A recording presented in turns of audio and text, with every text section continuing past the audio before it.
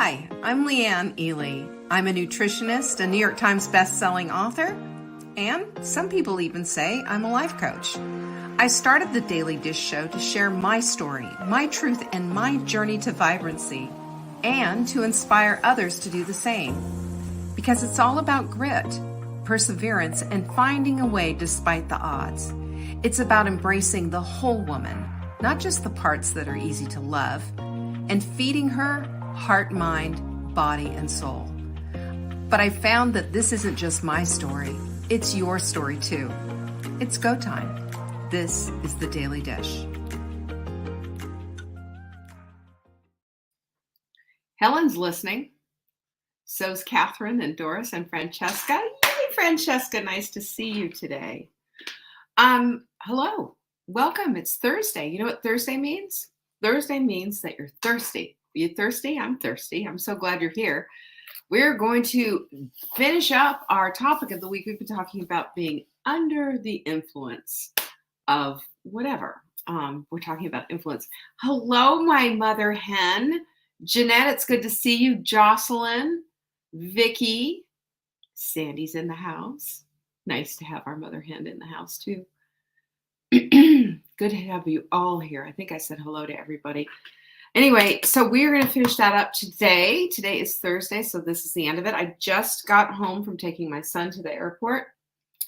And you know, we had the best time. It was really, really fun. And thank you everybody for your patience on especially my Tuesday night Take Back Your Body folks. Thank you. Thank you for letting me have that time.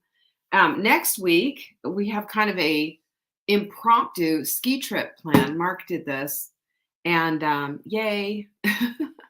But I'm still going to be doing my classes, and we have a webinar coming in. I'm still doing all of that. So I said, hey, you know, Peter was here and all of that. And even though we're doing all of the other stuff, we're still going to be doing it. You know, we're still going to be having our time together in the evenings. Okay, so yay. Our supplement of the week, by the way, is selenium. I was telling you about this trace mineral. Now listen to this. It is selenium may decrease the risk of prostate, colon, gastrointestinal, lung, and breast cancers. It's also good for your thyroid. Selenium is really one excellent supplement, and I really like that. They did a 10-year breast cancer specific, and they found that women had lower survival rates when their selenium was low.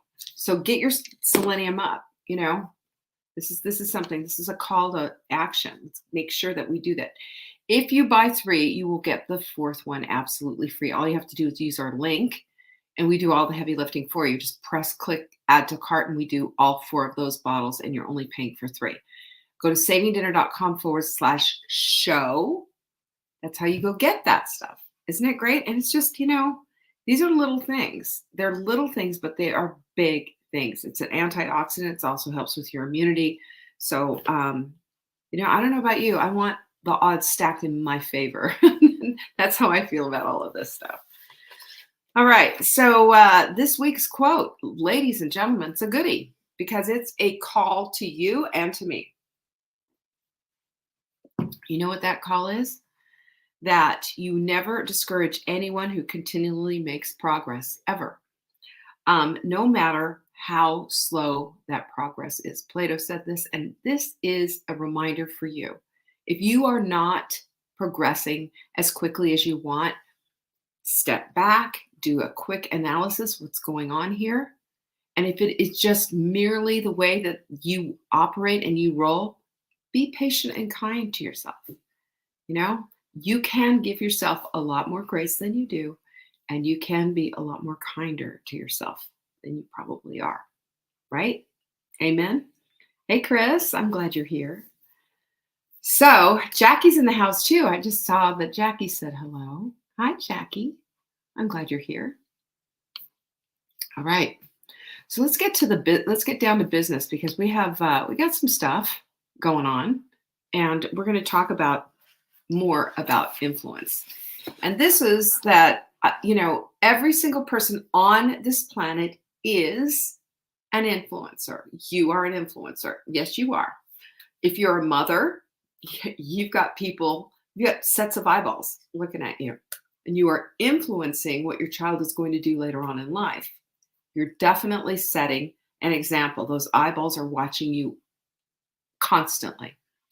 Caregiver, same idea. Same idea. That kindness that you give to your elderly parent, it's everything. It is absolutely everything. If you're a boss or a manager at work, you are influencing the way that your team is going to respond.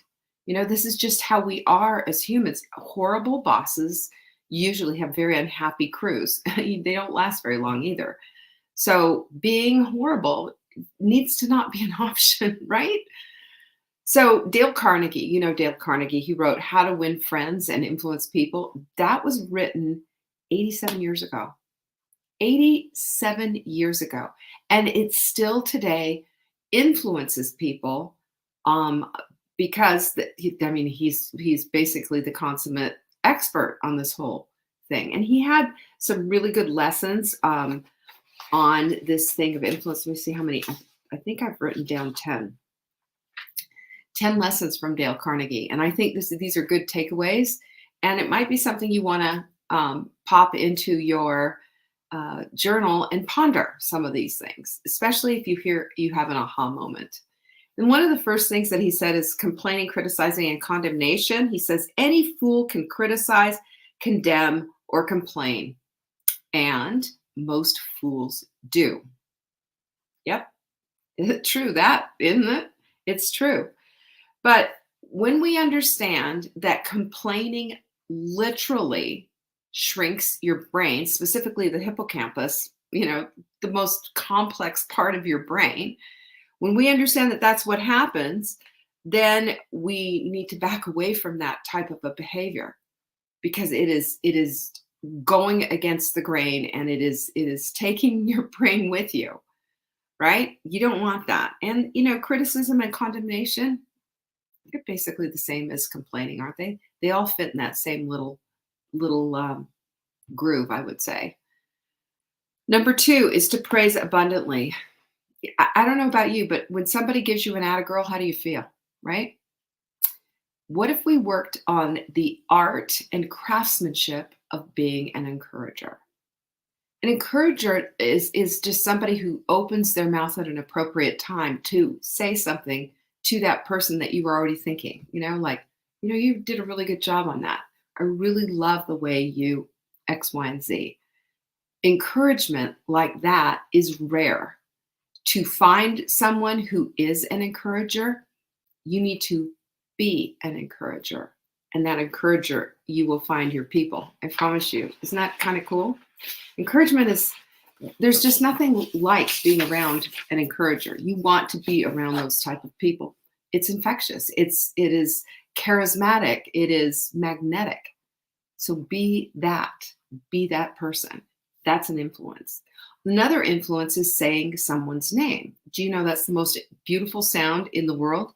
Do you know that if you are in a crowded room and you hear your name, that you will find out who said my name, like a heat-seeking missile. It's the most heard thing in a person's life is their name. So when you use someone's name, instead of just, hey, you, whatever, when you use somebody's name, when you say Nancy, it makes them feel important. It makes them feel special because you are acknowledging them and who they are. Their name means a lot to them. So use it. Number 4, be for real. Generally interested in others. When we're generally interested, what do? We ask questions, right? We ask questions and we listen 75% of the time, and we speak 25% of the time, because that means that you're really intent on learning about someone else. And when you're intent on learning about someone else, that makes them feel encouraged, loved, cared about, seen, and important, worthy. We have the ability to do this for each other. Do we do it enough? We do not.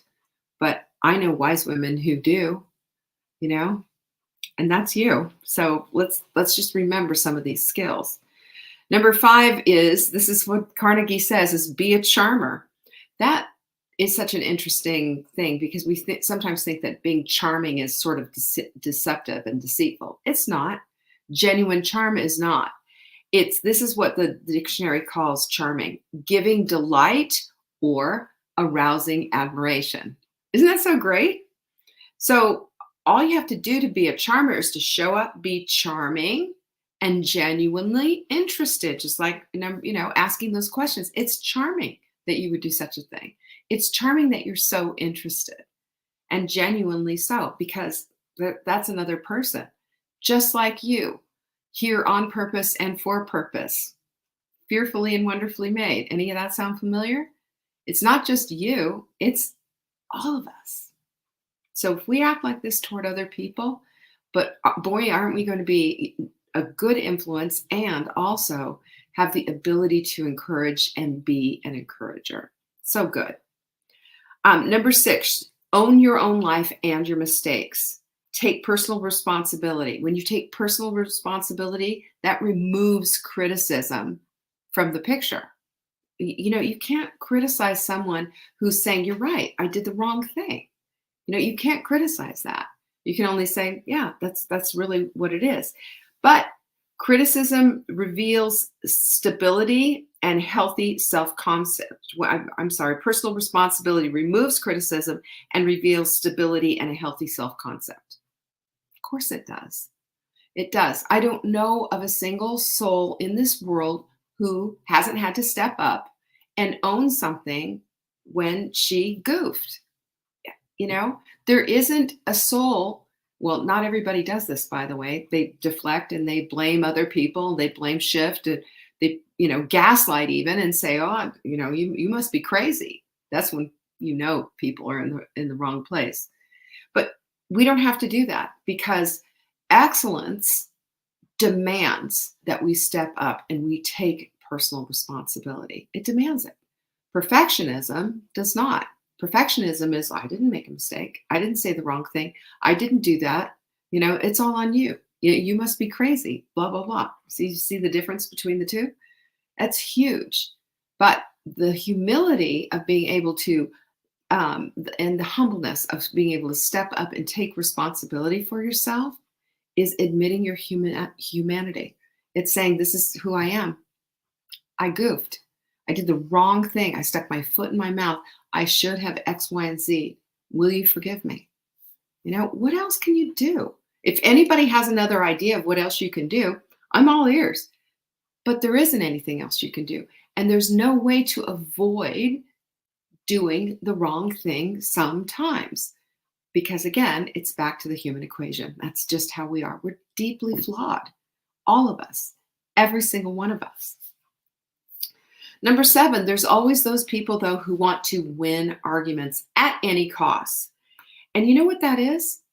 That is an exercise in ego. That's all it is. At any cost, they're willing to keep talking. They're willing to keep pushing. And Carnegie said the way to win any argument is to avoid it. Because here's the thing.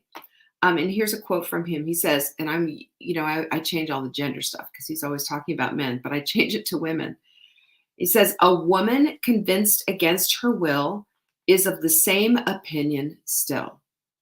In other words, you might temporarily win her over, but give her a minute, let her sit on it for a minute. She's going to go, nah, and go back to what she originally thought. And this is especially, we see this in social media, don't we? All the time. All the time. Number 8, common ground is a starting place. And yet we as humans don't do that. We don't start in the common place. We start with, we are diametrically opposed to one another. I am going to win you over. And it doesn't work that way. We don't need to start in the hard place. Let's start in the place, in the common place. We start into the common place. We can have a relationship with somebody who we might not be on the same wavelength with some important subject. but we can be on the same wavelength if we understand everyone has common ground and keep it there. Number 9 is plant the seed instead of growing their gardens for them. This is important. This is important. You know what we do? We do this by showing and being an example, not taking over and not saying, just get out of the way, I'll do this myself, that kind of a thing. This is so crucial and critical for moms because and I know this as a coach, I have coached women who never cooked, never learned how to cook because their mom always did it, never learned anything. Once upon a time, I was dating this guy who's had a son, and he was over at my house, and it was a teenager, like he was 15, 16 years old. And I told him, well, help me with this. I was doing this big thing for the Ronald McDonald House. It's a long story, but I basically got auctioned off at this fun charity thing, and I had to go to this Ronald McDonald House and cook this big meal for people who had children in the hospital. That's what the Ronald McDonald House was. And so I said, we're getting ready to go, but can you do me a big favor and just sweep the floor over here so I can, so we can get going? He didn't know how to use a broom. 16 years old, no clue how to use a broom. Nobody had ever taught him. Always people doing it for them. And what happens is when you take over and when we put our children in a place where they don't feel like they have any skills or capabilities, we make them feel stupid and inept and incapable of doing anything unless mommy's right there with her Kleenex box to wipe their nose. So let's remember this as we are raising our children. We want to work our way out of a job and be in the place of having the joy of standing on the sidelines and watching your child do things themselves. My daughter made the most incredible meal last night for dinner. It was Peter's last night here, and she made this Israeli salad with, it just had cucumbers and radishes and tomatoes and this wonderful vinaigrette and onion. And then she made this chicken. It had turmeric and garlic and all this stuff that had been marinating. And then there was some rice and everything. And we just kind of put the whole king and these toasted chickpeas. This is my daughter cooking. Had I never taught her to cook, would she be able to just go off on her own and create all this wonderfulness? If she finally got herself, got to the place of learning how to cook, sure. But it's so helpful when a mother is not going to get so hooked on perfectionism that she can back away and allow for the dishes to be done just a little bit, poorly, or the dishwasher loaded not well. And they learn as they go, that messy making your bed the first time, don't go behind them and make their bed again. There's so many things that we as mothers, we know better, but how are your children going to learn? This is the most important thing. So you are going to allow them to plant their own seeds and grow their own gardens. Yes, Mom? Yes? And number 10 is to make people feel important because they're just as important as you. They are here on purpose and for purpose. They are fearfully and wonderfully made. And because of that, that is enough that you need to pay attention to the influence that you are able to give. Remember, somebody is always looking at you. You are always an example to someone. And when you can do this in a way that lets people and allows people to see your humanity, allows people to see the love and the empathy that you have in your heart, then you get to play the nice guy card. Not just that though, but you also get to walk in truth, and you get to walk in love, and you get to feel so good about yourself. I think you do anyway, when we are doing all of these different things. Dale Carnegie had the right idea. This is how you win friends. This is how you influence people. And this is one of the most important things that you can do for your growth as a human being, and also for your influence to others. That's how the whole thing works. Influencing people is about looking for ways to love them. That's what it is. How can I love them more? How can I be more fully present? How can I show up and bring delight to somebody else? So, for some people, it's going to be a little bit easier than others, and some people are easier to love and easier to ask questions with. And there's some real stinkers out there, aren't there? That doesn't matter. We're called to the same place, all of us, and that is to love one another. This is how you do it. Thank you so much for showing up and being here. Nancy, you are loved. That's for sure. Hi, Autumn. It's good to have you here. And, as usual, we will be back on Monday. Next week, we're going to have a lot of best ofs because I'm going to be skiing, apparently. Yay. And, but we will have a lot of best ofs. I'm still having classes next week. And we have, what is the class link for, Jenny? It's